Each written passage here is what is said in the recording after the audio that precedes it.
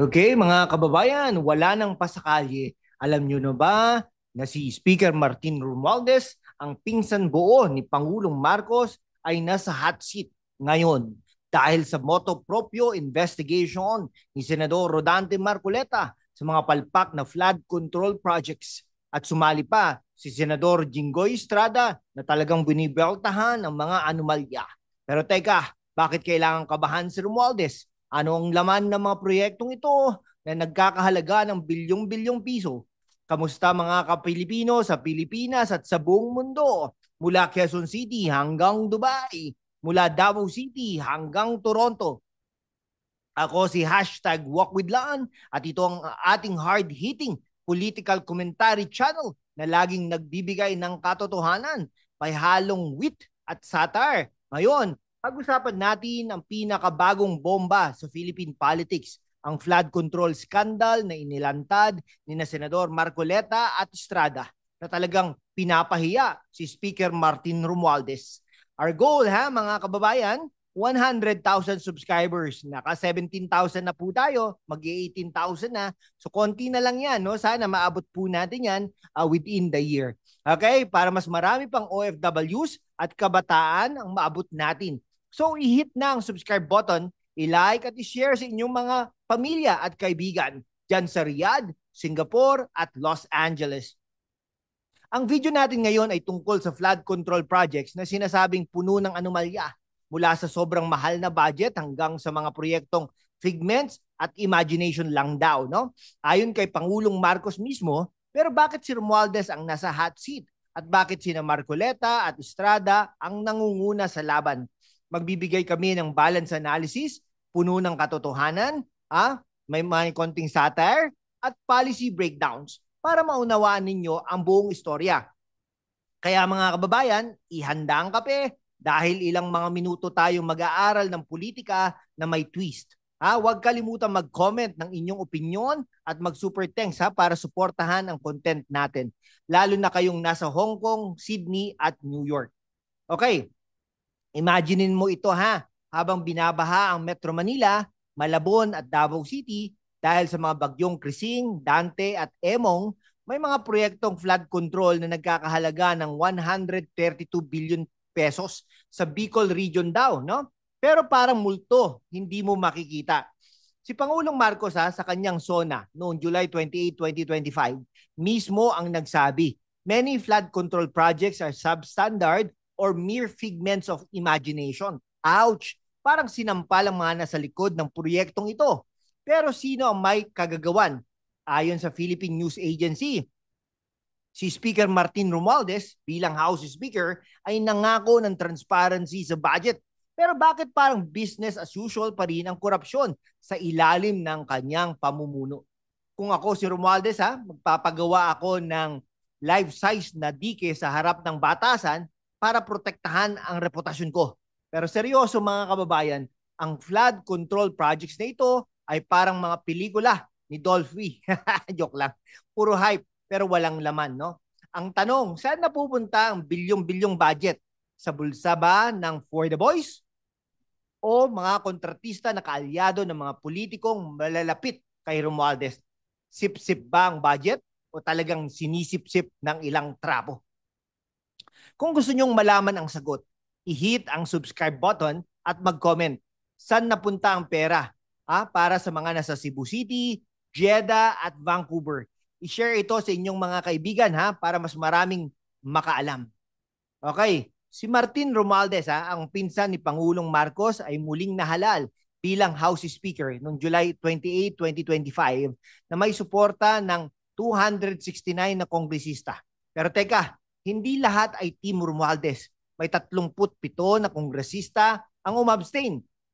Kabilang ang Davao Black ng mga Duterte. Bakit? Dahil si Romualdez ang nanguna sa impeachment laban kay Vice President Sara Duterte na pinaniniwala ang bahagi ng kanyang political ambition para sa 2028 presidential race. Dagdag pa rito, ang kanyang pamumuno ay sinisisi sa mga palpak na proyekto tulad ng flood control na ayon kay Senador Amy Marcos ay may 132 billion pesos na budget sa Bicol pero walang konkretong resulta. O kung si Romualdez ay isang superhero, ang pangalan niya ay Captain Budget. Pero sa halip na iligtas ang mga Pilipino mula sa baha, ang superpowers niya ay budget insertion at photo ops sa Malacanang. Seryoso mga kababayan, kung ang House of Representatives ay may record high trust rating sa ilalim ni Romualdez, bakit parang wala pa ring nadarama ang mga taga Quezon City, Caloocan at Davao City pagdating ng baha? Sa kabila ng mga batikos, may mga nagsasabi na si Romualdez ay epektibo sa pagbasa ng 61 at 64 na LEDAC priority bills noong 19th Congress. Pero ang tanong, para kanino ang mga batas na ito? Para sa ordinaryong Pilipino o para sa mga kaalyado niya sa politika? Ang suporta niya sa bagong Pilipinas ni Marcos ay commendable.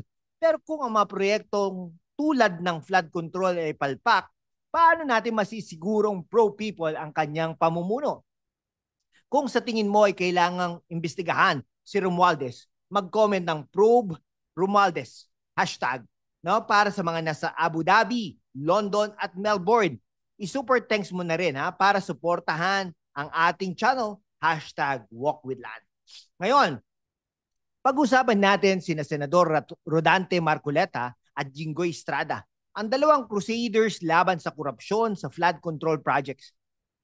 Si Marcoleta, okay, na dating House Deputy Speaker at ngayon ay neophyte Senator, ay nanguna sa motu proprio investigation ng Senate Blue Ribbon Committee. Ayon kay Estrada, si Marcoleta ay maraming alam dahil sa kanyang karanasan sa House of Representatives, kaya't perpekto siya para pangunahan ang probe na ito. Si Estrada naman bilang Senate President pro tempore ay nagbigay ng suporta sa investigasyon at sinabing kailangan magkaroon ng transparency at accountability sa mga proyekto. Ang motu proprio investigation ay isang self-initiated probe. Ibig sabihin, hindi na kailangan ng formal na resolusyon para simulan ito. Layunin nitong alamin kung saan napunta ang bilyong-bilyong pondo para sa flood control at kung bakit sa kabila ng malaking budget ay binabaha pa rin ang mga lugar tulad ng Antipolo, Pasig at Zamboanga City.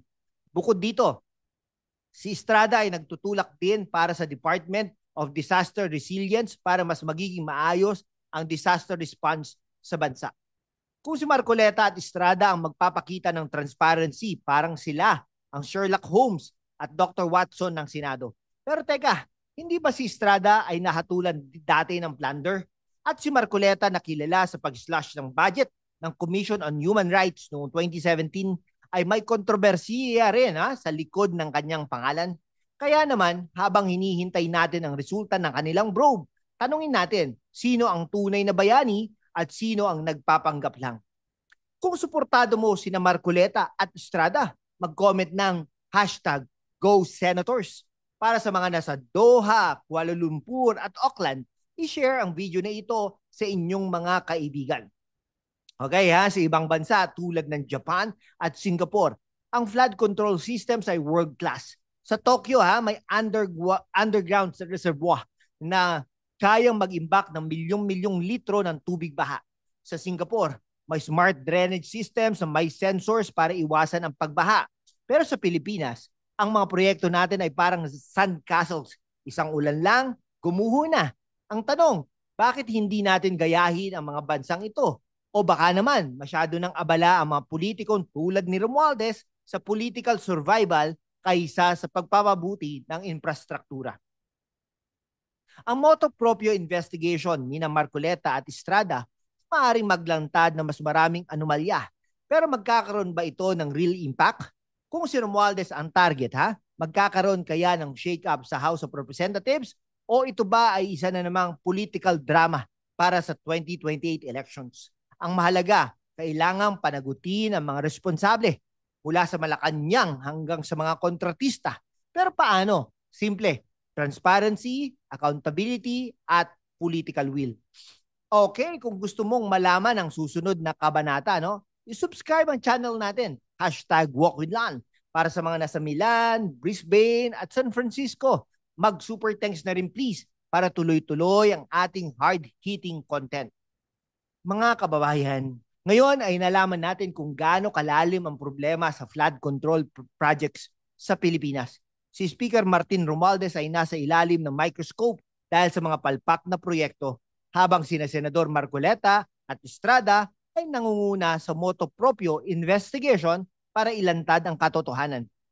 Pero teka, hindi ito tungkol sa blame game ha. It's about ensuring na ang bilyong-bilyong pisong budget ay napupunta sa tamang lugar, sa mga dike na hindi guguho, sa mga komunidad na hindi babahain. Kaya naman, mga Pilipino sa Manila, Davao, Dubai at New York, tulungan natin ang channel na ito na maabot ang 100,000 subscribers. I-hit ang subscribe button, i-like, i-share at mag-comment ng inyong salubin. Kung gusto nyong suportahan ang aming independent journalism, ha? Mag-super thanks na rin please, no? Lalo na kayong nasa Riyadh, Toronto at Sydney. Ang laban natin ay para sa katotohanan, para sa bayan at para sa inyo. Salamat at hanggang sa susunod na video, mabuhay ang Pilipinas!